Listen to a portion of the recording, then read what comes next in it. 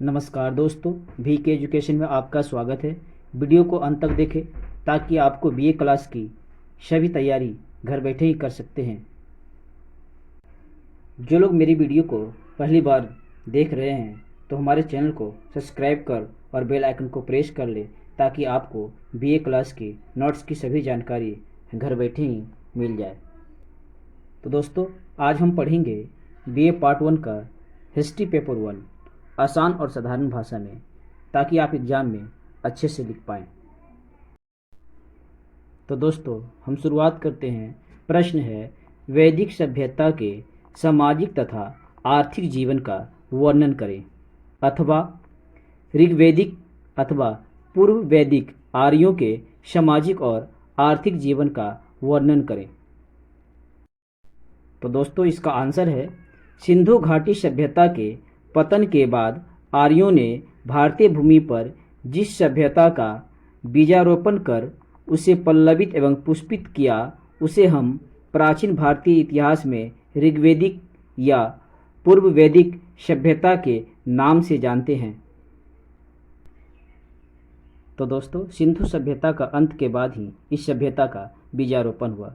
तो आर्यों का सामाजिक जीवन कैसा था दोस्तों, चलिए जानते हैं। पारिवारिक जीवन।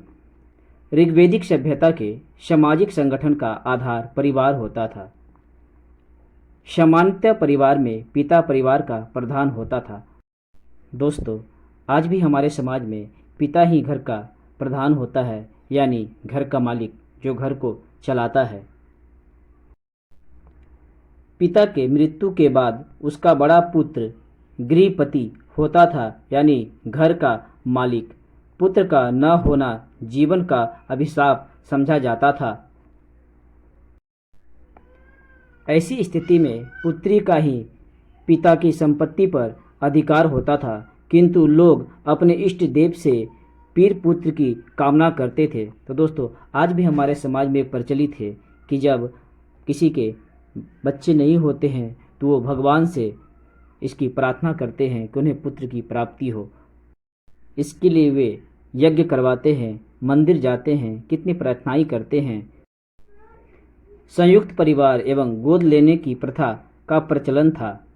अतिथि सत्कार किया जाता था। दोस्तों, आज भी हम मेहमानों का, अतिथियों का सत्कार करते हैं। परिवार का पिता दया एवं प्रेम का प्रतीक माना जाता था। दोस्तों, आज पिता पे कितना बोझ होता है। घर का सारा खर्च, पढ़ाई लिखाई, बच्चों का देखभाल, इलाज, घर की सभी ज़रूरतें एक पिता ही पूरा करता है। इसलिए पिता को दया और प्रेम का प्रतीक माना जाता है। विवाह पद्धति। सामाजिक संस्कारों में शादी विवाह एक पवित्र संस्कार माना जाता था। एक से अधिक विवाह की प्रथा नहीं थी, किंतु राजवंशों में बहु यानी अनेक विवाह प्रचलित थे। समाज के अन्य वर्ग के पुरुष भी अपनी अपनी आर्थिक स्थिति के अनुसार एक से अधिक पत्नी रख सकते थे। तो दोस्तों, इसका अर्थ हुआ कि जिनके पास अधिक पैसा होता था या धन दौलत होता था, वे लोग एक से अधिक विवाह करते थे। बाल विवाह सर्वथा वर्जित था। दोस्तों, आज भी बाल विवाह वर्जित है। ऋग्वेद के अनुसार विवाह के लिए लड़के की आयु 24 वर्ष तथा लड़की की आयु 16 वर्ष थी। यद्यपि लड़की एवं लड़के को अपने मनपसंद वर कन्या चुनने की आज़ादी थी, किंतु प्रायः लड़का एवं लड़की के पिता ही विवाह तय करते थे। तो आज भी हमारे समाज में कुछ लड़के लड़कियां अपने पसंद के जीवन साथी चुनते हैं, लेकिन प्रायः उनके पिता ही विवाह तय करते हैं। दोस्तों, बात करते हैं आर्यों के खान पान का। पूर्व वैदिक आर्यों का खान पान साधारण था। भोजन में रोटी, दूध, घी एवं मांस की प्रधानता थी। वे साग सब्जियां एवं फलों का भी सेवन करते थे। वे लोग सोमरस के शौकीन थे। वे लोग नदियों तथा कुआं का शुद्ध जल पीने के काम में लाते थे। अर्थात दोस्तों, कह सकते हैं कि वे लोग जो जल का उपयोग करते थे वे अधिकांश कुआं से करते थे। मकान एवं वस्त्र आभूषण। सामान्यतः आर्यों का मकान लकड़ी या नरकट का बना होता था। नरकट यानी दोस्तों एक प्रकार का घास होता है, ठीक है।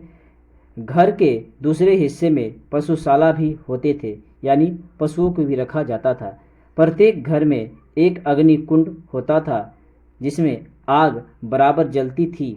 मकान में एक दलान भी होता था। दलान यानी दोस्तों बैठक, जो आज हम बैठक के नाम से भी जानते हैं। आर्य अपनी वेशभूषा पर विशेष ध्यान रखते थे। वह प्रायः 3 तरह के वस्त्र पहनते थे। महिलाएं सोने की कड़ियाँ पहनती थी, मर्द पगड़ी बांधते थे। अब बात करते हैं दोस्तों पशुपालन तथा खेती। आर्यों के जीविका उपार्जन का मूल आधार पशुपालन था। उनके पालतू पशुओं में गाय, बैल, घोड़े, कुत्ते, गधे, बकरे, भेड़ आदि थे। दोस्तों हम कह सकते हैं कि उनका जो आजीविका था, यानी उनका घर द्वार जो चलता था वो पशुपालन से ही चलता था।